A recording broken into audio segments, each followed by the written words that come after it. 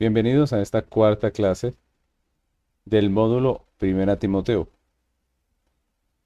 Esta es nuestra última clase de este módulo.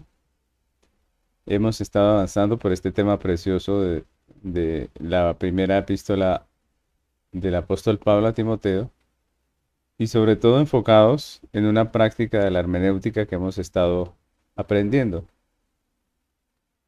Recordemos un poco que hemos visto que a Dios le plació revelarse por las escrituras. Y es en las escrituras en donde tenemos la verdad. Primera Timoteo 1:5 dice, pues el propósito de este mandamiento es el amor nacido de corazón limpio y de buena conciencia y de fe no fingida, de las cuales cosas desviándose algunos se apartaron a vana palabrería, queriendo ser doctores de la ley sin entender ni lo que hablan ni lo que afirman. Hemos estado viendo lo que dice aquí Timoteo. Pablo a Timoteo,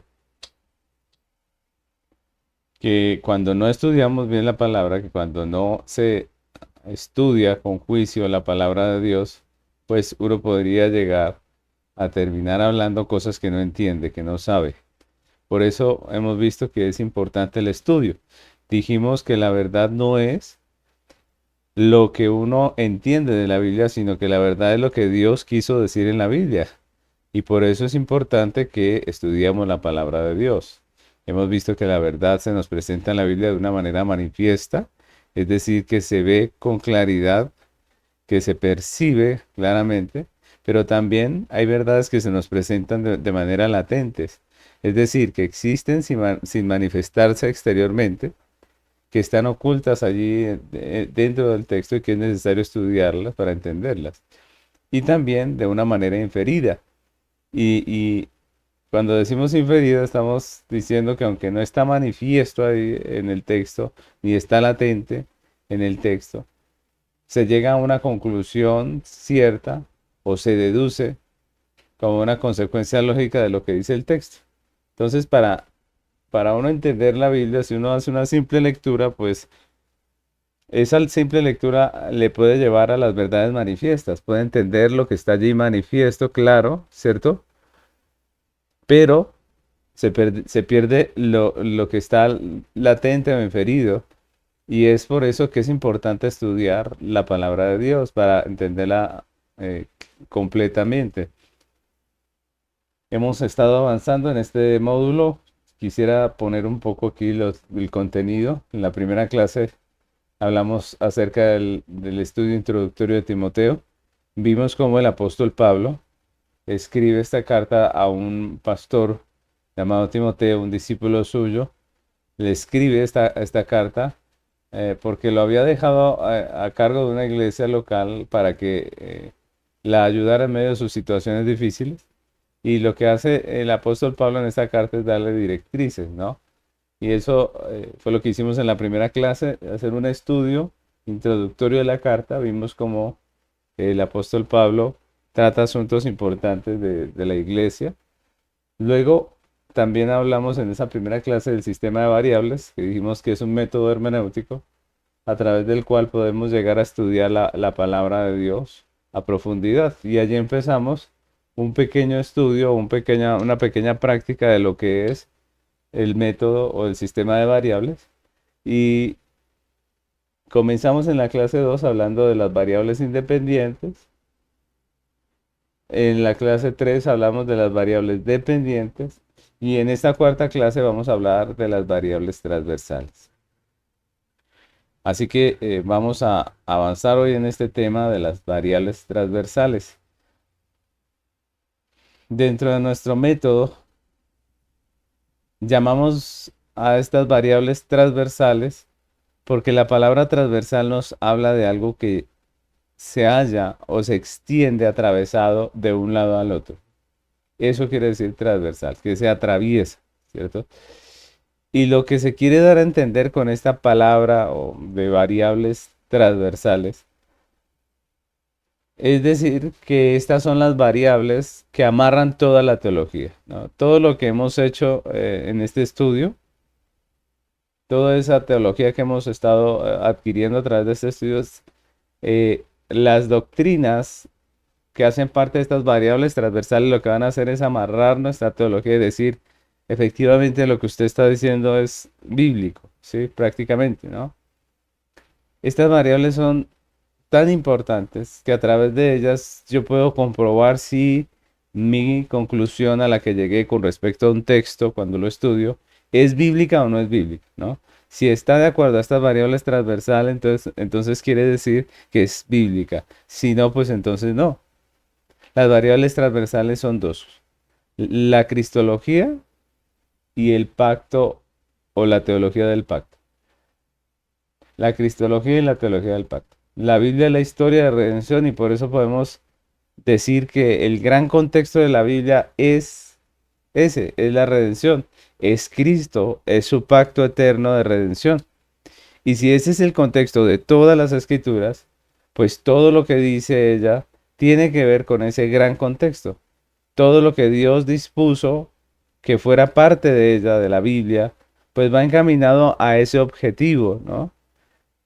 Y eso quiere decir que lo que se enseñe con respecto a ella, a la palabra, pues debe estar dentro de ese contexto para que realmente sea bíblico. Y es lo que vamos a estar estudiando hoy. Vamos a estudiar esas dos teologías que hacen parte de las variables transversales. La primera teología que vamos a ver es la cristología. Vamos a definir primero qué es cristología.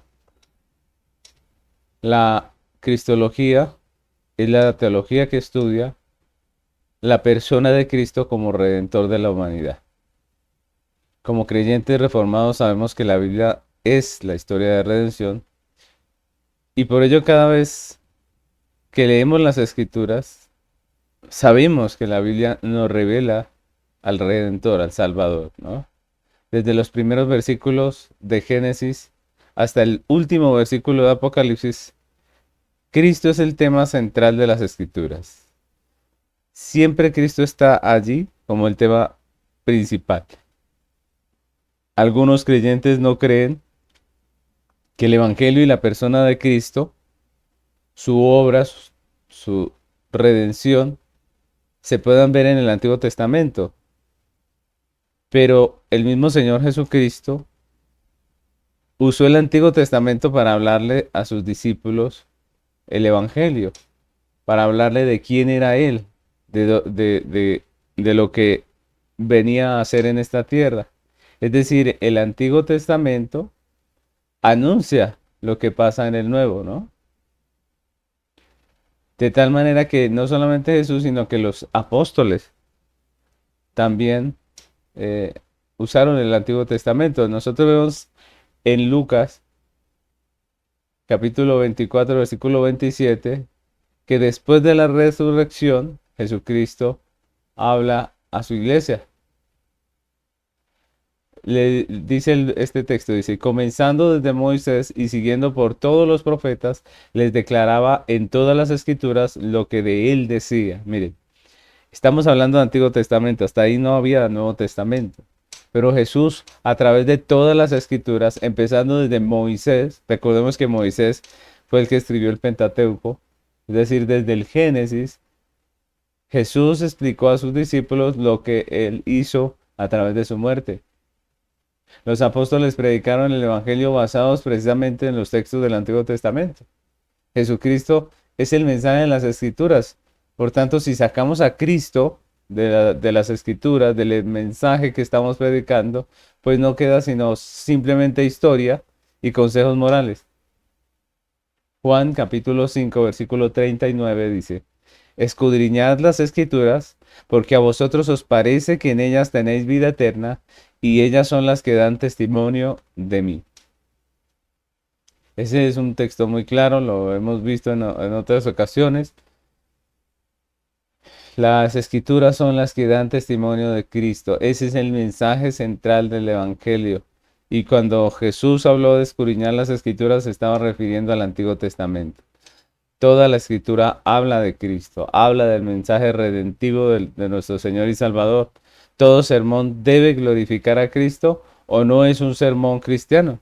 Todo sermón tiene que glorificar a Cristo.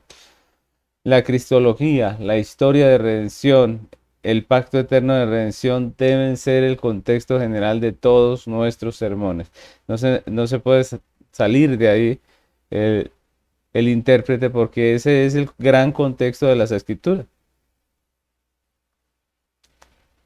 Y para que podamos entender un poco mejor todos estos conceptos de la cristología, pues vamos a hacer un ejemplo de cómo la cristología debe estar en el centro de nuestro estudio, de nuestra investigación como eh, personas que estudian las escrituras. Vamos a hacer entonces un pequeño ejemplo.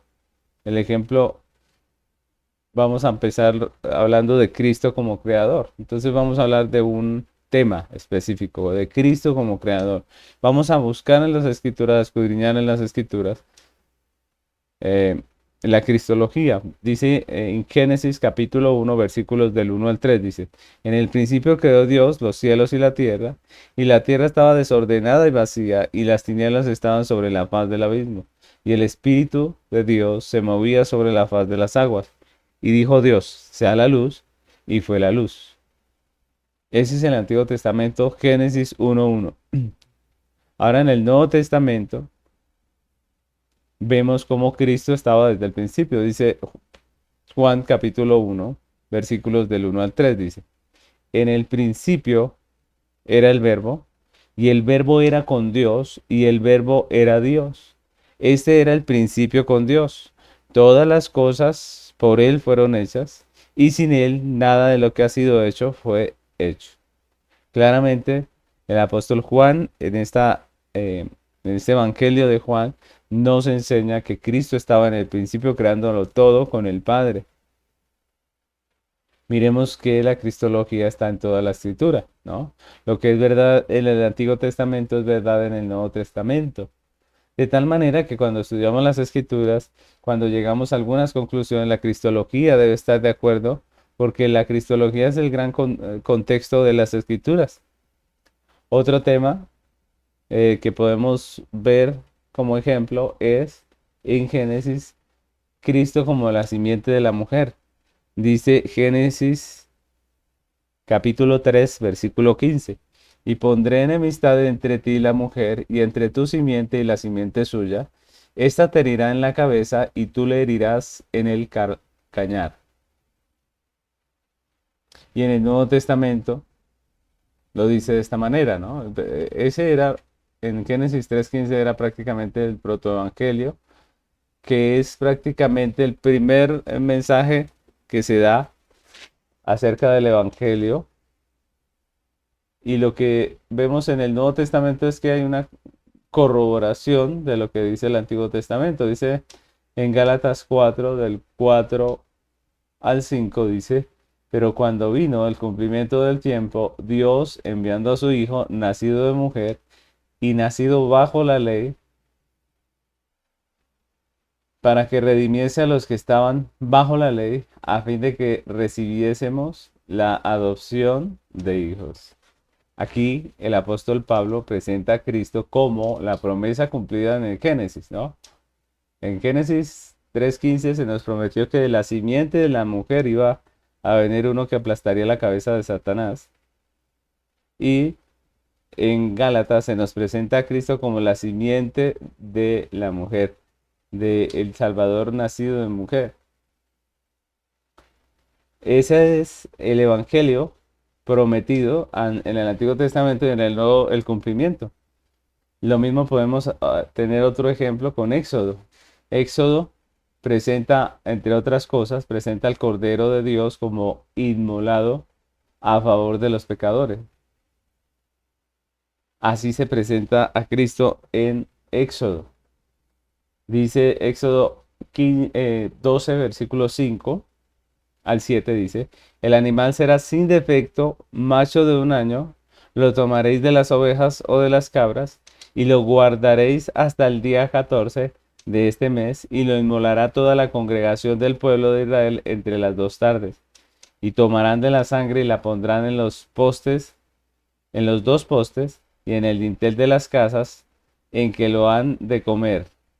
Ese es el libro de Éxodo, mostrándonos la Pascua del Cordero de la Pascua. Y en el Nuevo Testamento, en Juan capítulo 1, versículo 27, dice, el siguiente día vio Juan a Jesús que venía a él y dijo, ¿qué dijo Juan el Bautista? Dijo, he aquí el Cordero de Dios que quita el pecado del mundo. Una figura que era obviamente muy conocida en el pueblo de Israel, el Cordero. Pero este no era cualquier Cordero, era el Cordero de Dios que quita el pecado del mundo. El cumplimiento de lo que en el Antiguo Testamento era apenas una sombra. Y aquí vemos cómo la cristología está en toda la Biblia. Las imágenes de el Antiguo Testamento de lo que hablan es de Cristo, ¿no? Ahora, es importante que todo estudio que hagamos, que toda conclusión a la que salgamos, pues esté alineada con la cristología bíblica. Ella es esa doctrina que amarra, que dice efectivamente la conclusión a la que usted está llegando es correcta o no es correcta. La cristología es, por eso, en nuestro método, una variable transversal. Y quiero que hagamos una pequeña práctica con el texto que estamos estudiando a través de todo este módulo. ¿Cuál es ese texto? Es 1 Timoteo capítulo 2, versículos 11 y 12. Dice el texto que ya lo hemos estado estudiando. Vamos a esta vez a estudiarlo a la luz de la cristología. Entonces dice el texto, la mujer aprenda en silencio con toda sujeción, porque no permito a la mujer enseñar ni ejercer dominio sobre el hombre, sino estar en silencio. Entonces, ese es el texto que hemos estado estudiando a través de todas estas clases con este método. Hemos llegado a algunas conclusiones. Sin embargo, hoy, viendo aquí estas dos doctrinas que vienen a ser las variables transversales, pues tenemos que corroborar que con ellas también estemos alineados en pensamiento. La pregunta es, ¿qué dice la cristología al respecto del tema que estamos tratando? El tema de que la mujer no debe ejercer autoridad en el culto público. ¿Cómo la cristología tiene que ver con nuestro tema, no? Esa es una pregunta válida, ¿no? ¿Cómo tiene que ver la cristología con nuestro tema? Pues muy sencillo, mis hermanos. Cristo es la autoridad suprema de la iglesia. Eso nos lo muestra la Biblia en Efesios 1, del 20 al 22, dice este texto. La cual operó en Cristo resucitándole de los muertos y sentándole a su diestra en los lugares celestiales, sobre todo principado y autoridad y poder y señorío, y sobre todo nombre que se nombra no solo en este siglo, sino también en el venidero. Y sometió todas las cosas bajo sus pies y lo dio por cabeza sobre todas las cosas a la iglesia. Este es un texto que nos muestra a Jesús como la cabeza de la iglesia, como aquel que tiene la autoridad. Recordemos que el texto que estamos viendo nos habla de autoridad, ¿no?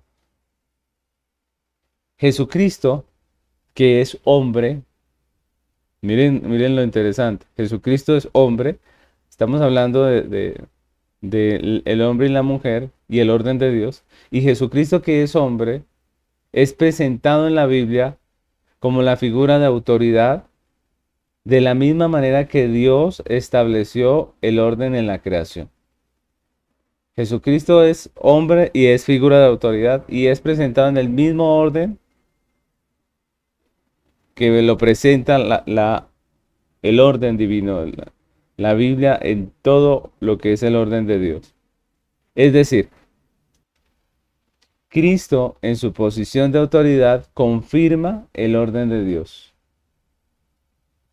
Cristo con su posición de autoridad confirma el orden de Dios. Miren lo que dice este texto de Efesios capítulo 5, versículos 22 al 25. Dice, las casadas estén sujetas a sus maridos como el Señor, como al Señor, porque el marido es cabeza de la mujer, así como Cristo es cabeza de la iglesia, la cual es su cuerpo, y Él su Salvador. Así que, como la iglesia está sujeta a Cristo, así también las casadas lo estén a sus maridos en todo. Maridos, amad a vuestras mujeres, así como Cristo amó a la iglesia y se entregó a sí mismo por ella. Y esto es maravilloso porque aquí, con la figura de Cristo, nos vuelven a decir que hay un orden de Dios, que Dios estableció un orden, que la casada debe estar sujeta a su marido, así como la iglesia está sujeta a Cristo. Es decir, Cristo es el ejemplo del orden divino. Miren que algunos dicen que Cristo vino a romper el orden de Dios, que por la obra de Cristo entonces ya el orden de Dios no vale, no prevalece. Pero el texto nos dice todo lo contrario. Dice que Cristo vino dentro del diseño de Dios, dentro del orden de Dios, a hacer lo que está conforme al orden de Dios. Y que por eso nosotros los hombres, los creyentes, tenemos que tomar ejemplo de Cristo y seguir lo que Él hizo, ¿no? Así que como la iglesia debe estar sujeta a Cristo, las casadas deben estar sujetas a sus maridos. Y esa es una confirmación de lo que hemos estado hablando, mis amados. En realidad, Cristo nos confirma, nos corrobora todo lo que hemos estado hablando en este estudio. Nos muestra que el orden de Dios está vigente todavía. Es más, Cristo es el verdadero cumplimiento de muchas de las figuras de autoridad del Antiguo Testamento. Figuras como la del sumo sacerdote, que debía ser un hombre dentro del orden y el diseño de Dios. Y Cristo como hombre es el gran sumo sacerdote. Eso es lo que la Biblia nos muestra. Miren lo interesante. La cristología nos vuelve a mostrar el orden divino.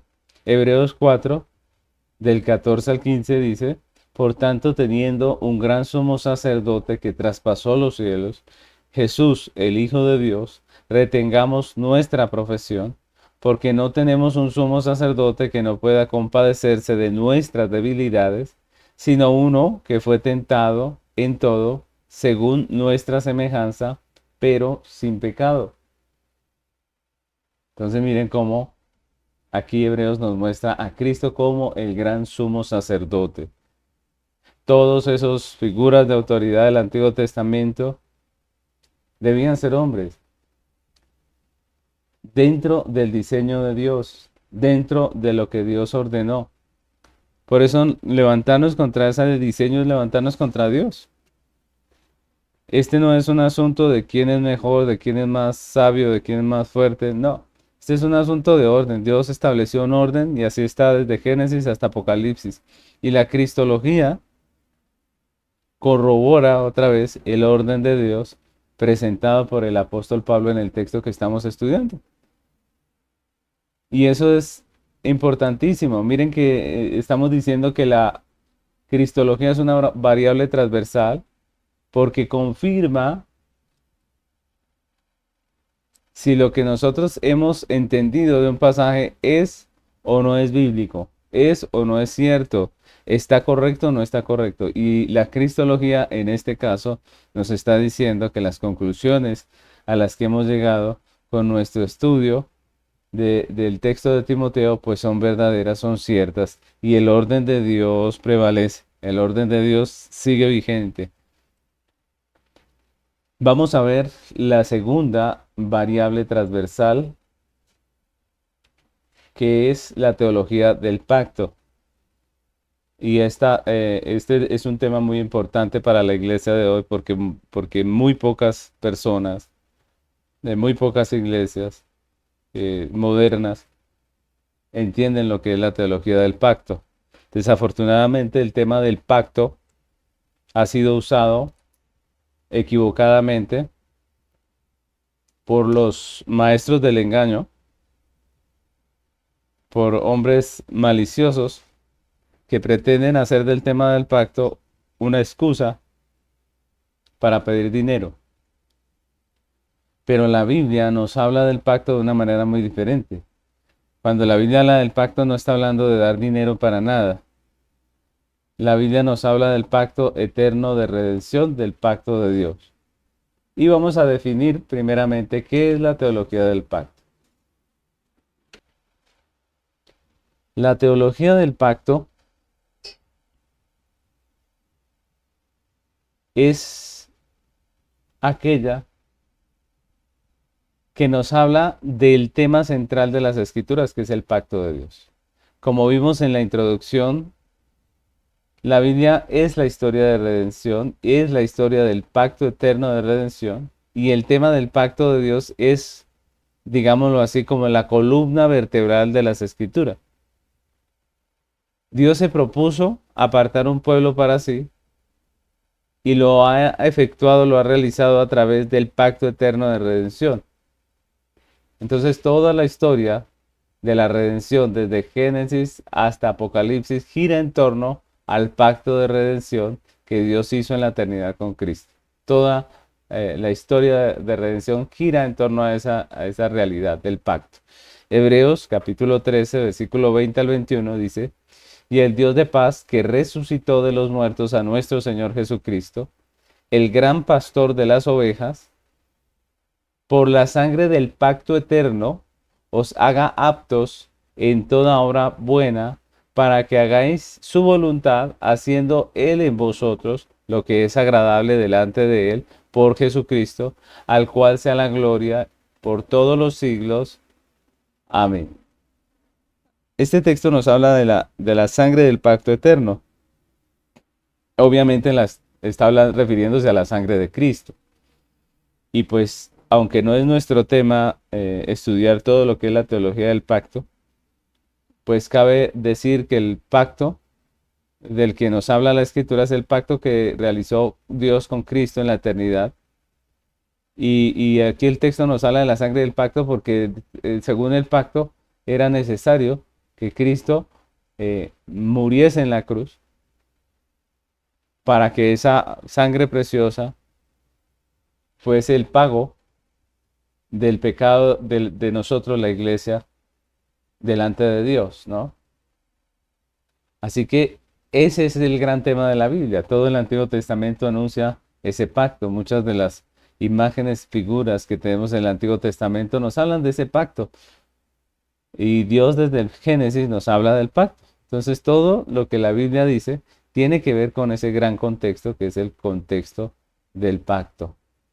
Podemos decir que el segundo contexto o gran contexto de la Biblia, aparte de la cristología, es la teología del pacto. Pues obviamente estos dos temas se unen, ¿no? Y todo lo que la Biblia dice tiene que ver con este gran contexto. Todo lo que Dios dispuso que fuera parte de la palabra de Dios tiene ese gran contexto, va enfocado hacia ese objetivo. Y eso quiere decir que todo lo que nosotros estudiamos de la Biblia, pues al fin y al cabo debe alinearse con ese contexto, ¿cierto?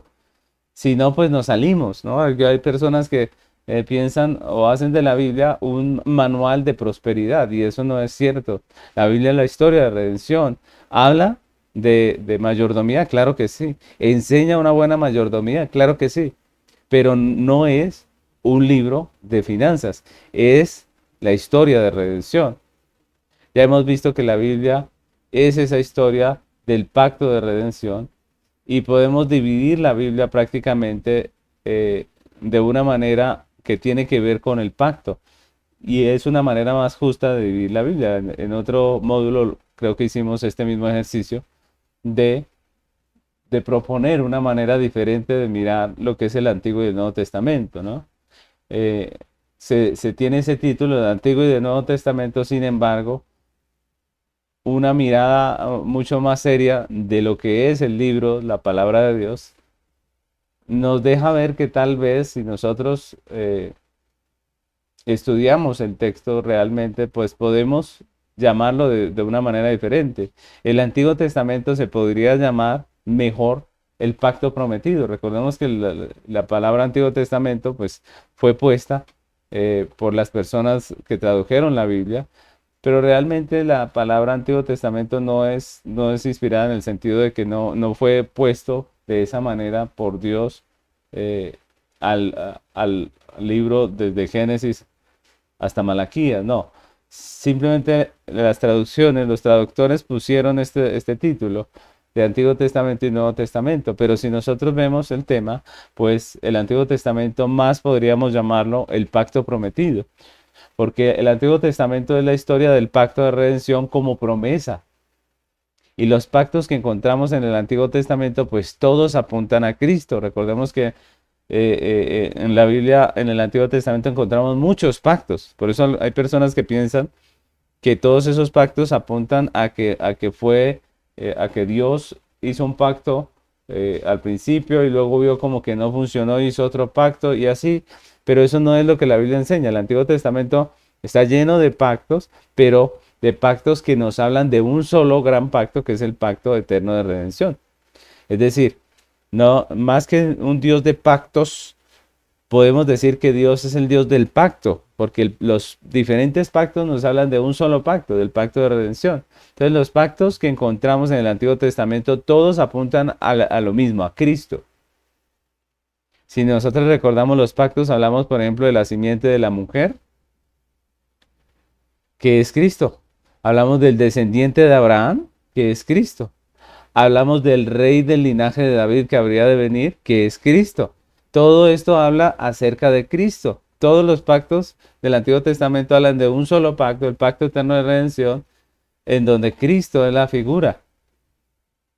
Y el tema del Antiguo Testamento es la venida del Mesías a cumplir el pacto, ese pacto eterno de redención. El Mesías tenía que venir y cumplir ese pacto, ¿no? Y lo que vemos en el Antiguo Testamento es la promesa de esa venida. Y el Nuevo Testamento podemos llamarlo mejor el pacto cumplido. Es decir, si nosotros miramos lo que es el Nuevo Testamento, tenemos que decir que es el pacto cumplido, porque el mismo Nuevo Testamento lo dice. Esto se escribió para que se cumpliese lo dicho por el profeta. Mateo lo dice, los escritores del Nuevo Testamento muestran esa realidad. El Nuevo Testamento es el pacto cumplido. Ahora, ¿por qué es mejor esto de pacto prometido y pacto cumplido?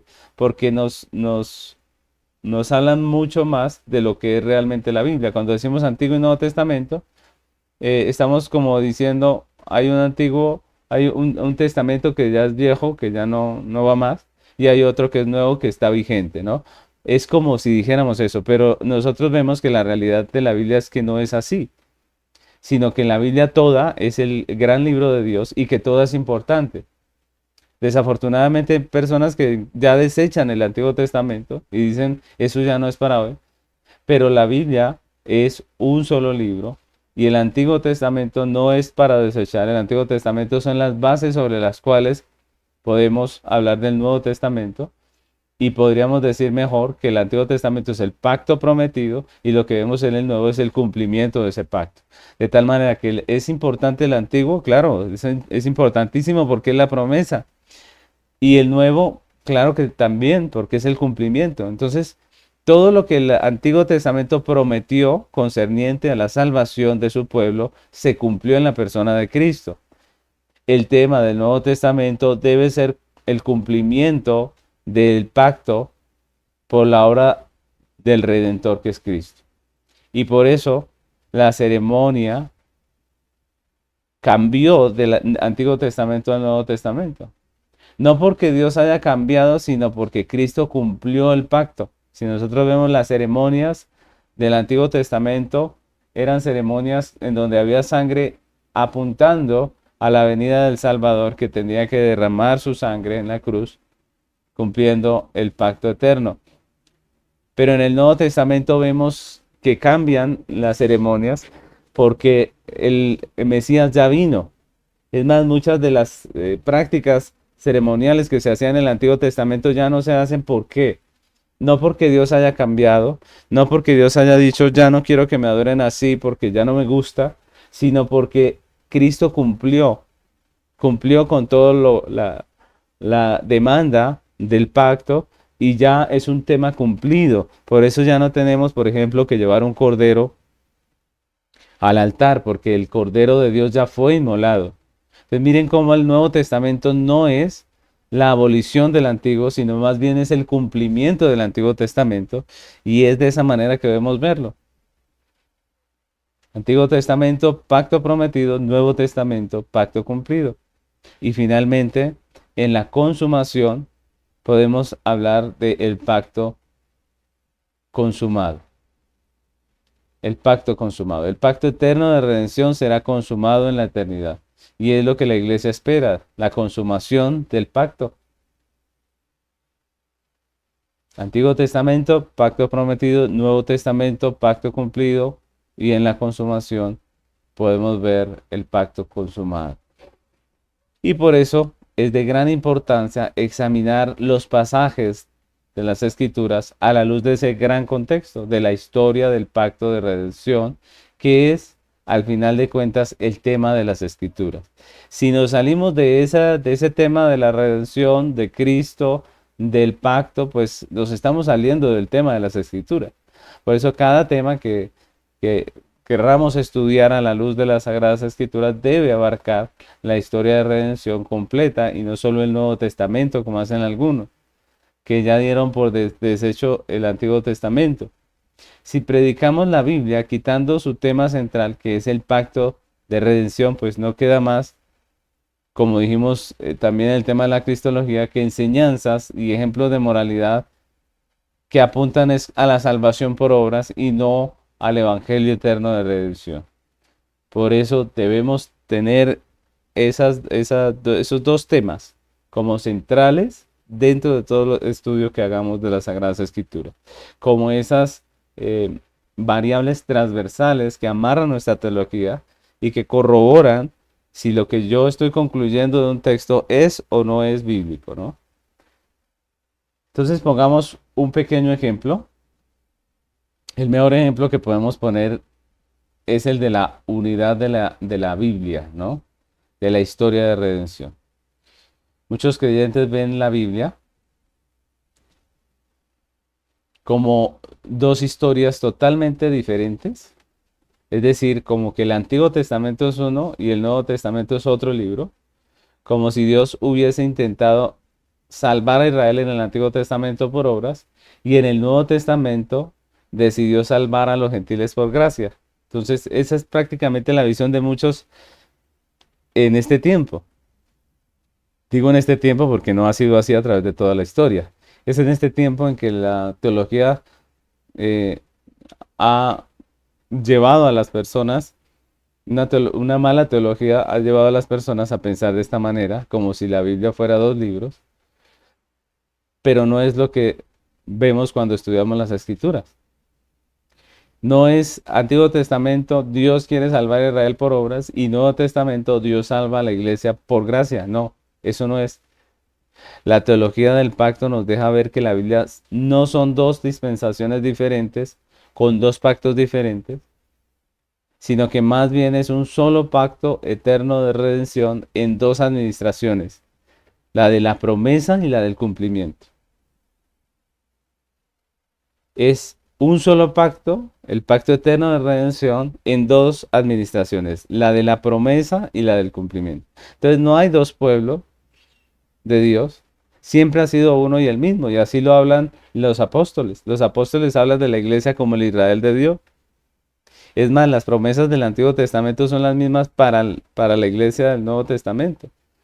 Las maneras en las que Dios se refiere a la iglesia en el Antiguo Testamento son las mismas maneras que usa para referirse a la iglesia del Nuevo Testamento. Entonces, no hay dos pueblos de Dios, sino que siempre ha sido uno y el mismo. El Nuevo Testamento no es radicalmente diferente al Antiguo. No. La novedad del pacto del Nuevo Testamento es su cumplimiento en Cristo. Cristo cumplió el antiguo pacto. Eso es lo nuevo del nuevo pacto. Gálatas capítulo 3, versículo 6 es una muestra de esto. Es un ejemplo muy válido de lo que estamos hablando. Gálatas 3, 6 dice, vamos a leerlo hasta el 9, dice: Así Abraham creyó a Dios y le fue contado por justicia. Sabed por tanto que los que son de la fe, estos son hijos de Abraham. Y la escritura, previendo que Dios había de justificar por la fe a los gentiles, dio de antemano la buena nueva a Abraham, diciendo: En ti serán benditas todas las naciones. De modo que los que los de la fe son bendecidos con el creyente Abraham. Y ese texto es muy importante porque aquí vemos todo lo que hemos estado diciendo acerca del pacto. El pueblo de Dios siempre ha sido uno. Y como vemos aquí, la salvación siempre ha sido por gracia, por medio de la fe y solamente en la persona de Cristo que, como lo muestra este texto, era la simiente de Abraham, el cumplimiento del pacto eterno. Miren que Pablo en este texto, por ejemplo, eh, no habla de dos pueblos, más bien habla de un solo pueblo. Y dice que todos los que somos de la fe, no dice que somos otro pueblo de Dios, sino que dice que también somos descendientes de Abraham. Somos israelitas por la fe, según lo que dice este texto. Somos descendientes de Abraham por la fe. Abraham no fue un hombre que se ganó la salvación por obras, también él fue justificado por la fe. Por eso es padre de todos nosotros los que creemos. Y cuando habla de la promesa de Génesis, dice que la promesa no hablaba de buenas obras de Abraham, sino que hablaba de la justificación por la fe. Que cuando dice el texto que en tus simientes serán benditas todas las naciones, está hablando de Cristo como la simiente de Abraham. Entonces miren cómo el Antiguo y el Nuevo Testamento no son algo diferente. El Antiguo Testamento es la promesa, el Nuevo Testamento es el cumplimiento, el pacto eterno de redención, el tema central de las Escrituras. Y por ese tema precioso del pacto, pues debemos nosotros examinar las conclusiones a las que llegamos en nuestros estudios. Siempre que estudiamos la palabra de Dios, sabiendo que el pacto eterno de redención es el gran contexto, pues debemos mirar nuestras conclusiones a la luz de la teología del pacto, de lo que la Biblia dice con relación al pacto. ¿Por qué?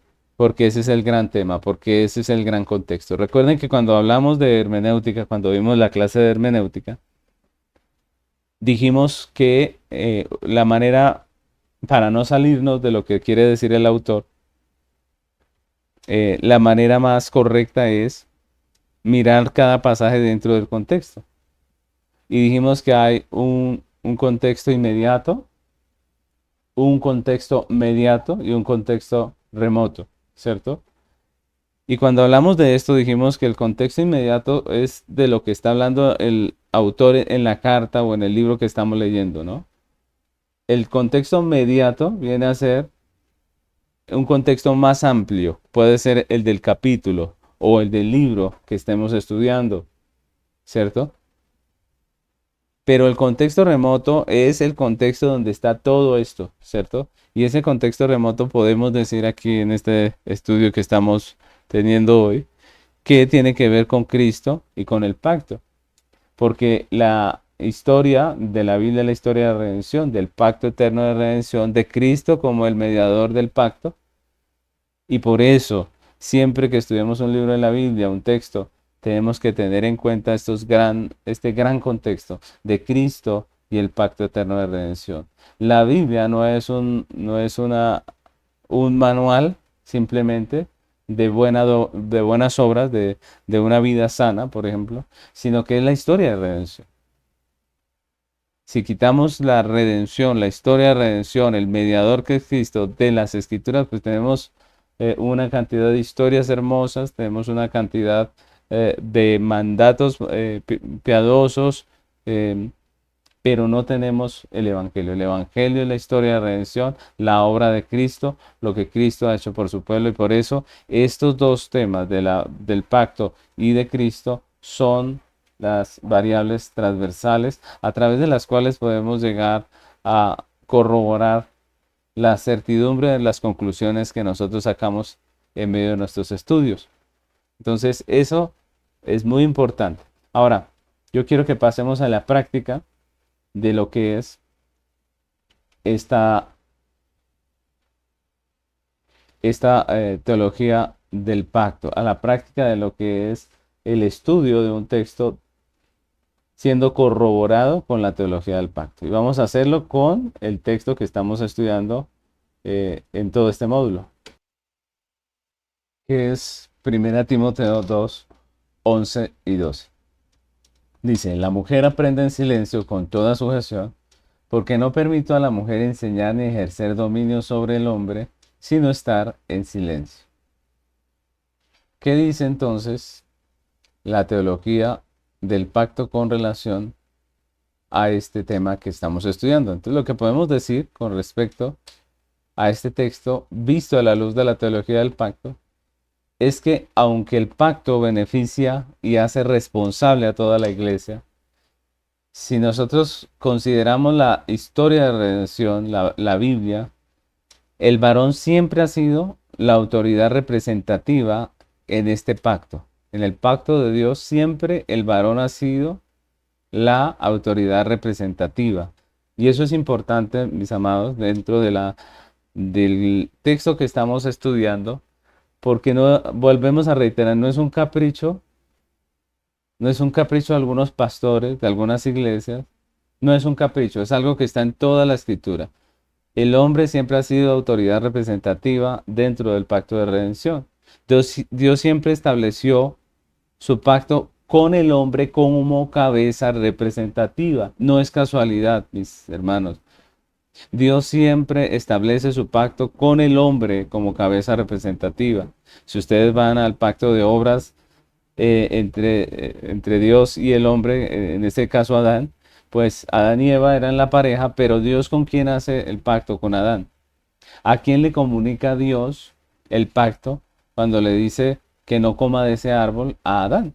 Adán le comunica a su esposa, pero es con Adán que se establece ese pacto de Dios. Ahora vamos a más adelante al pacto de Dios con Noé. Y otra vez aparece Noé con su esposa, con sus hijos. Pero cuando Dios hace el pacto es con Noé. Si ustedes han leído Génesis, Noé es la persona con la que Dios hace el pacto. Los patriarcas, todos son hombres, Abraham, Isaac y Jacob.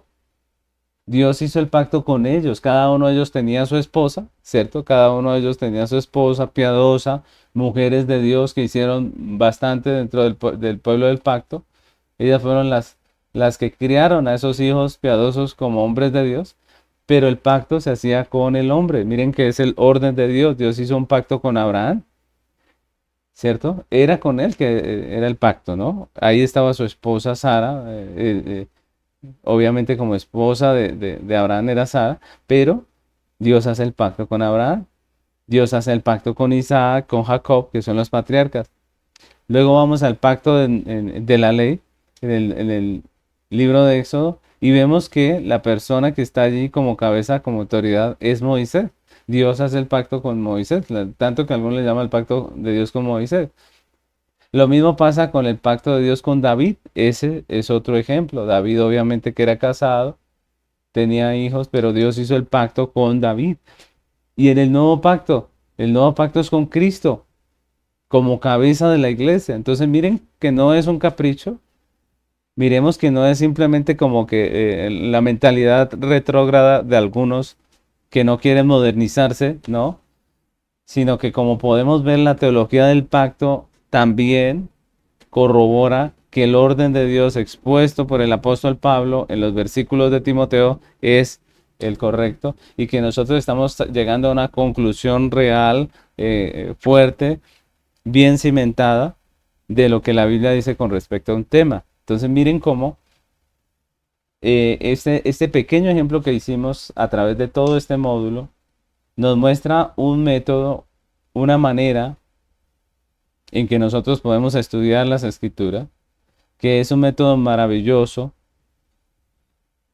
que nos deja conclusiones muy hermosas, que nos deja conclusiones muy precisas, que viene a ser un estudio muy completo.